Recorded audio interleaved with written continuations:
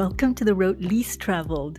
My name is Suli and I'm your host. In this podcast, I share with you what I've learned in my journey of spiritual awakening, and I hope that it helps you in yours. So stay with me. Let's figure this thing out together. The New Year tradition of cleaning our homes, reorganizing our cabinets, and giving away things that we don't need, those are not just physical cleansing. They're metaphorical cleansing as well, you know. Yeah, it's good to have a clean environment to live in, but most people stop there thinking that their external environment is all there is. We need to cleanse our inner world too, especially now in this horrific, confusing time. This is the best time to do it. If you clean your external environment but neglect your spiritual hygiene, yeah, sure, you'll live in a nice, clean house, but you'll still be carrying all that dirt inside of you. It sounds a bit rude, like I'm saying you're full of crap. Well, I am, in a way, but the crap inside you is not your fault. It was put there by others, and you've unknowingly held on to it for years. I'm not blaming them, I'm not blaming you. Just like we don't blame dust or scold dust for landing on our shelves, do we? We just get on with it and wipe it off. So I want you to see certain people in your life as the dust on your shelf. They could be people in the workplace, friends, or family, and do it with no judgment, no resentment, just wipe them off. Keep doing this in your mind like you're wiping dust off. The magic phrase here is with no judgment, okay? Their dirt is theirs. But if you judge them and spend your precious energy and time thinking about them, then you're keeping the dirt inside of you. Here are 6 ways to wipe off unwanted influences like dust. Number 1, people who are always there for you when you're down, but not when you've recovered or when you're happy. So just be grateful that they were there at your lowest points. Thank them in your prayers, but move on. Don't miss the friendship or relationship because, now I'm not saying they did, but they could have enjoyed your misery. They could be living in a low vibrational space that loves drama and complaining about how wretched life is. And they found a perfect partner in you. It shows that when you rise above it, they don't want to follow. I know it's sad to let them go if you think about all the times that they were there for you and they were what kept you going, but you have to let them go.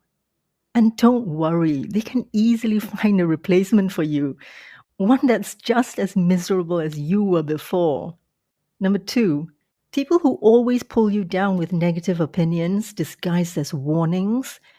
Now, I assume you're above 18. I assume you know that dangers exist. So why do you need to be warned?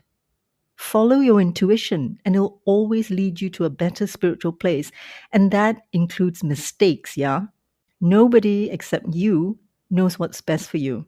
What's best for you is rarely obvious until years later when you reflect on the course of events.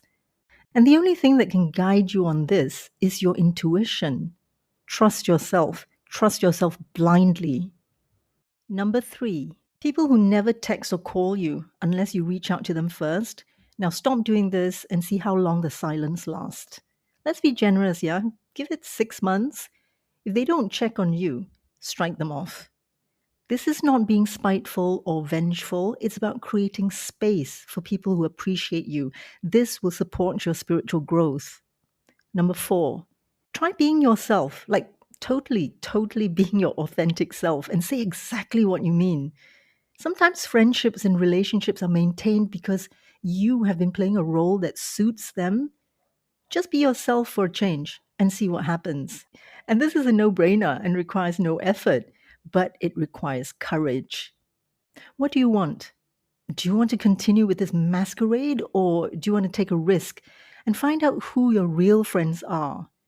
Being our authentic selves is the only sustainable way to keep friendships that support our spiritual growth. Number 5, give up something. What will you give up in order to free up the space for something more fulfilling and meaningful?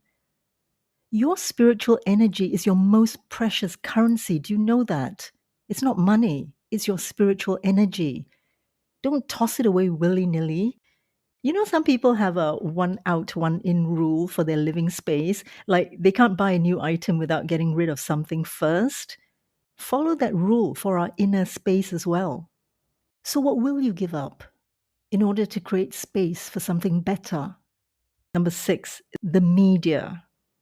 Stop participating in online arguments over politics and current events. The media is owned by a handful of powerful people and is curated to allow us to see only what they want us to see, to serve their agenda, and to keep us busy fighting each other while they do as they please. They don't even care what the truth is. Their agenda is to keep us fighting so they can divide and conquer.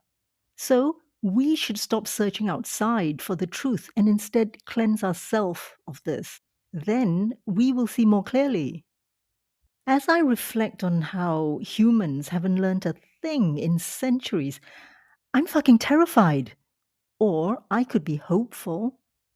I mean, some of us will continue to perpetuate the cycle of anger, hate, fear, and destruction, and the cycle will just continue. But for some of us, the time has come for us to turn these emotions into something more powerful. When all external avenues have been exhausted, I hope we turn inwards to fight our internal battles and to cleanse ourselves spiritually. Because to heal the world, all we have to do is to heal ourselves. I know it doesn't sound like much, and it sure doesn't look heroic or proactive, but it is the most generous and powerful thing that we can do. There are two paths we can take. Miracles can happen if we choose the right path. Because when we heal ourselves, we heal the world.